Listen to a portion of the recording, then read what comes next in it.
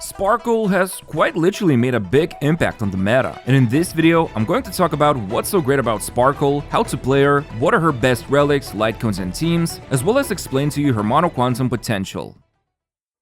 Besides being a menace to a society like ignoring traffic rules and beating up signs on the street, Sparkle is a support unit who excels in three things: boosting damage, generating skill points, and advancing ally turns. So, first and foremost, she's the only character in the game who can increase maximum cap of skill points thanks to her talent Red Herring. All she needs to do is just be in the team, and the skill point cap will increase from 5 to 7. But if that's not enough, when anyone in the team consumes a skill point, everyone, and I mean everyone, will gain damage boost buff, which can stack up to 3 times. And as you can imagine, units like Imbibitor Lunate Donhung or QQ can easily max this buff out in a single turn. So at talent level 10, this would be 18% damage bonus for the whole team. And on top of that, her major trace Nocturne just straight up provides 15% attack boost for everyone. But for Quantum allies, they also gain additional 5, 15, and 30% attack if the team has 1, 2, and 3 Quantum allies respectively. Now, this is nice and all, but this talent really starts to shine thanks to her ultimate. You see, when Sparkle casts it, she will restore 4 skill points for the team, which is going to be a huge tempo swing no matter how you look at it, especially when you play her with skill point hungry units. However, that's not the only thing her ultimate does. Remember her talent boosting everyone's damage for each skill point that's been consumed? Well, after the ultimate, everyone now also gains this Cypher buff for 2 turns, and it will further enhance each damage buff stack by 10%. So basically now each stack at talent level 10 provides 16%, or a total of 48% damage boost. That's pretty massive, I'm not gonna lie, because Bronia's skill at max level increases one unit's damage by 66%. So it's kinda crazy to think that with the right setup, Sparkle isn't that far behind when she can boost the whole team for potentially 2 good turns. Now, you might have noticed that her ultimate costs 110, which is actually pretty cheap compared to the majority of other characters. But Hoyoverse thought, you know what? Let's make it even cheaper. Here, have this Major Trace Almanac, and start generating 10 extra energy with Sparkle's basic attack. Who needs 20 energy when you can get 30 instead with this trace? And what's even funnier, Sparkle will generate even more energy, because as I'll explain later in the build section, Energy Rope is going to be a very relevant pick for her. Now, the last part of her kit is arguably the most important. Sparkle's skill will boost one ally's critical damage and advance them forward by 50%. When it comes to critical damage buffing, at skill level 10, Sparkle will provide 45% critical damage boost, as well as additional 24% of her own critical damage. And normally, you will want to build lots of critical damage on her, and this will usually end up at least 70 to 110% critical damage boost for the teammate, which is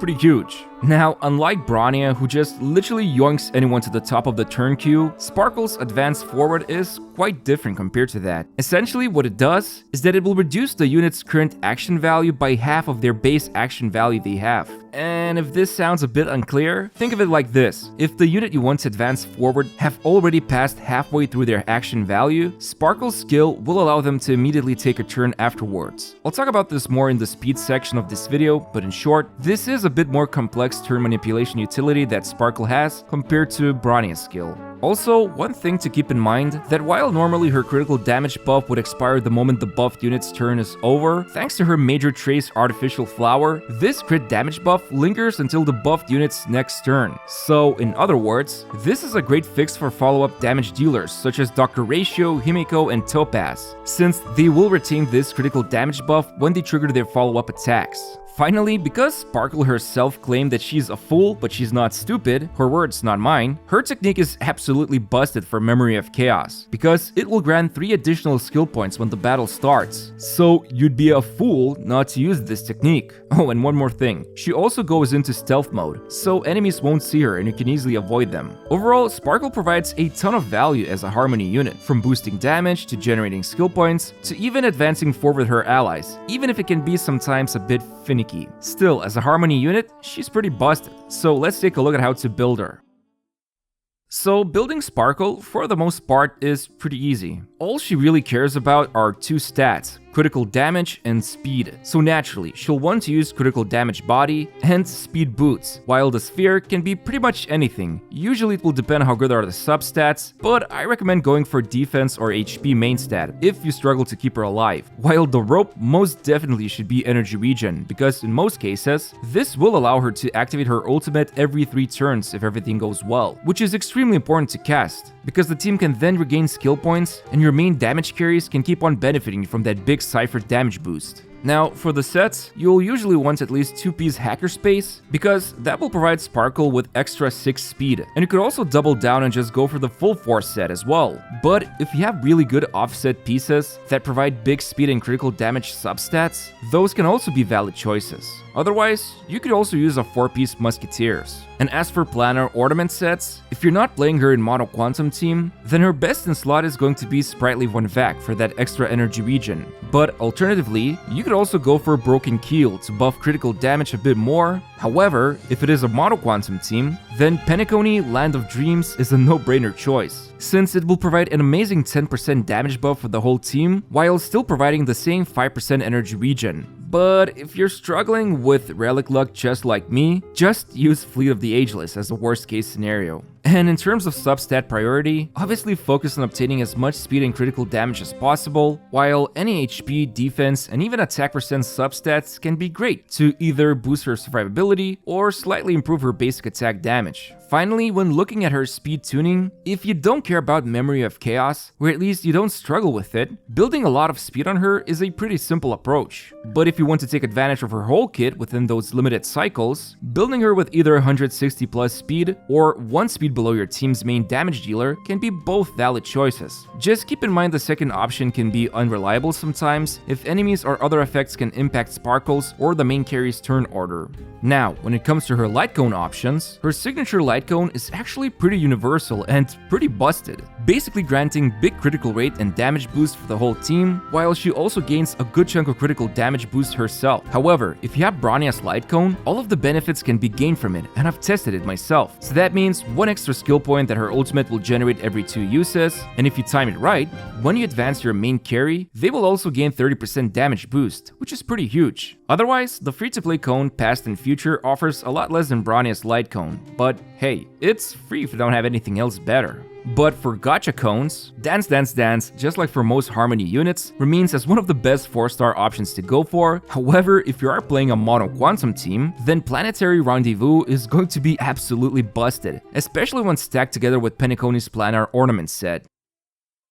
Okay, so naturally, the first thought that comes to mind when building teams with Sparkle would be to use someone like Imbibitor Linnae Dan Heng. This guy absolutely sucks out the team's skill points, and so Danny Boy will be one of the best units to pair her with. But the thing is, she can also work well with anybody who spams their skill, like Argenti, who is weirdly a good choice, since he wants to spam his skill to quickly build up his ultimate, or you could also use her with follow-up damage dealers like Dr. Ratio. I mean, you already have him unlocked for free, might as well take advantage of her damage boosts. Especially since her skill, as I've mentioned before, allows the crit damage buff to linger until Dr. Ratio takes his turn again. So he can deliver big follow-up damage even when he is just waiting to start a new turn. You could even use Misha together with Linnae and Sparkle, since his ultimate's damage benefits from the skill point consumption. But come on, we all know why we're here. Sparkle finally allows Mono Quantum team to reach its peak performance. Sure, before, we were able to play this comp with double sustain, but now, thanks to Penacony's Planar Ornament set, Planetary Rendezvous Light Cone, and her own passive talent which boosts attack by 45%, she just provides a ton of value for Mono Quantum teams. And the funny thing is, all 3 main damage dealers from Quantum can be used with her, provided of course you have Silverwolf.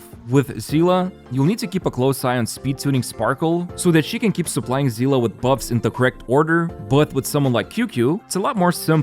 Just gamble with her skill, quickly enable Sparkle's damage buff, and deliver some spectacular damage. And even Shui can play nice with Sparkle, since there are so many benefits that she can take advantage of thanks to Sparkle's insane buffing. Overall, I would say that while yes, Sparkle is the final piece of the puzzle to enable super reliable Mono Quantum teams, it's also important to note that she works really nice with any skill point hungry damage dealer or team, because the more skill points everyone consumes, the more consistent her talent remains.